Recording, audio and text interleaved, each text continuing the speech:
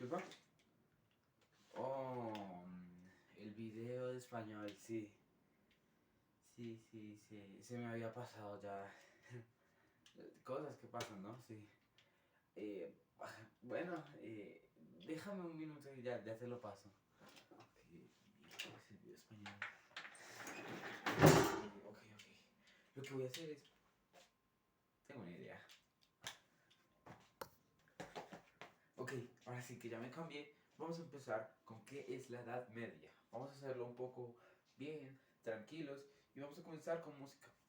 Y vas a decir, Samuel, ¿qué es este fondo tan feo? O sea, ¿no tenías un peor lugar para hacerlo? Y sí, yo sí que vas a decir, no, qué feo, pero gracias a esto puedo hacer... O... me gusta más ese, ¿sabes? Me gusta más ese. Bueno, y para el presente trabajo de hoy, te quiero conocer la historia de la narrativa en la Edad Media. Este es muy chévere, aunque mucha gente cree que no lo es. Bueno, te voy a enseñar cómo influye desde la Edad Media hasta hoy en día. También cómo influyó en aquella época, cómo influyó a los reyes, a las personas o al tiempo en sí.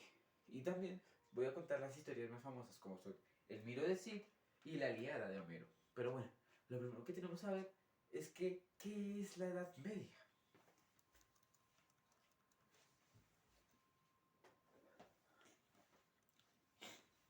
La Edad Media es la época de la cual data desde el año 475 a.C.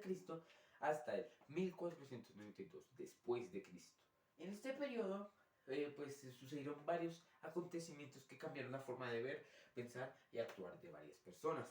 Y la que te voy a enseñar hoy fue una de las que también mucho revolucionó la sociedad. Y estos son los géneros. Y en el que me voy a centrar yo es en el narrativo. Bueno, el comienzo de este se gesta gracias a los juglares. Y acá te voy a poner una foto de los juglares. Bueno, ahora sí que sabemos qué son los juglares, pues voy a decir la definición. Son un artista iterante que recitaba y cantaba obras de otros poetas en las cortes de los grandes señores. Estos también asistían a las plazas o a las plazoletas de las ciudades, informando a la gente de varios de sus poemas y también recitándolos. Antes de que la narrativa se escribiera en prosa, en la Edad Media se escribía en verso. Aunque sea un dato innecesario, a mucha gente tal vez le pueda gustar. Bueno, ya contando lo básico de la Edad Media, tenemos que saber que la narrativa genera varios subgéneros. Y en este te voy a hablar de tres. El cuento, la novela y el romance. Y ahora sí, pensando, vamos a comenzar por el cuento. Bueno, para comenzar tenemos que saber qué es la definición de un cuento. Atrás mismo te voy a poner un cuento muy famoso de la Edad Media. Mejor. Ahora sí, el cuento es un tipo de narración que cuenta sobre sucesos fantásticos, maravillosos o también lúdicos. Este también puede verse en algunos tipos, ficticio o real. Y estos son argumentos fáciles de comprender y son de un arco informativo o lúdico, como ya dije anteriormente. Bueno, aunque esto mucha gente no lo sabe y tal vez tú tampoco lo sepas, es que en esta época se generaron dos tipos de literatura. What the fuck? Dos tipos de literatura. Sí, y estos son conocidas como el cuento literario y conocido como el cuento de medieval. Acá te voy a contar cuáles son. Bueno, pues como ya todos lo conocemos, el primer tipo de cuento es el más frecuente y por ende el más conocido, que es el cuento literario. Y algunas características que tiene son que se puede hablar en tercera persona, segunda o por su efecto en primera persona. Otro tipo de característica es que usa una trama simple y de pocos personajes, a diferencia de la novela, que como se dice, también tiene muchos personajes, como vamos a ver ahorita. También, mientras que el cuento medieval claramente tuvo una gran difusión, como su nombre lo dice, en la Edad Media, no se resalta tanto hoy en día como el anterior. Y porque no se escribían, estos eran orales. Es como cuando te piden hacer un poema. Bueno, pues lo piden recitar. Así eran los cuentos medievales de la época. Por ende, no se hacen tan famosos como los de ahora que son escritos. Otro dato curioso es que los cuentos no se llamaban cuentos, sino exemplum. Acá te voy a mostrar la palabra. Y los autores de este género lo empezaron a llamar así por algunos términos clásicos de la fábula, digámoslo así. Estos relatos eran más de todo intercalado con los sermones religiosos, ya que los sacerdotes tenían que relacionarlos con la vida cotidiana y la vida del ser humano en la época. Acá ahora mismo te voy a mostrar algunos de los cuentos más famosos de la época. Y espera un momento. Mira, acá de primeras está el Mago Merlín. Acá está Las Mil y Una Noches y otros muchos más. Y estos luego están los poco reconocidos, ya que son obras de un mismo.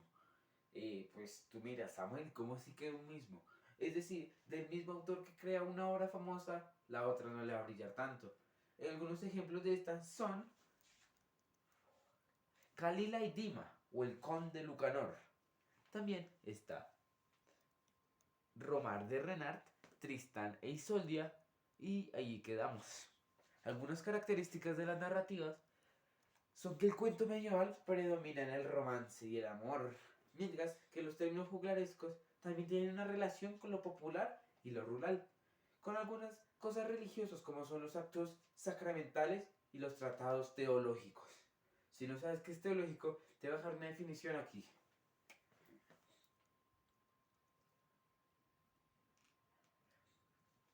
Una característica que afortunadamente se extinguió o que ya está extinta es que ¿cómo decirlo? Las obras no tenían un autor definido. Esto sucede por el hecho de que antes las obras eran escritas o no escritas, eran habladas oralmente.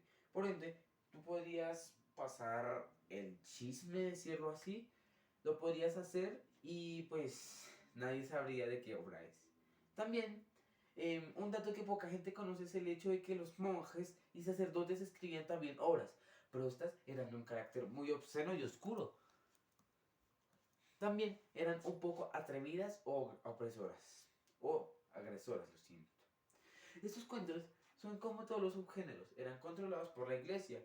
Esta no dejaba que fueran como Estas no dejaban que fueran como deseaban, perdón. Chingada vida.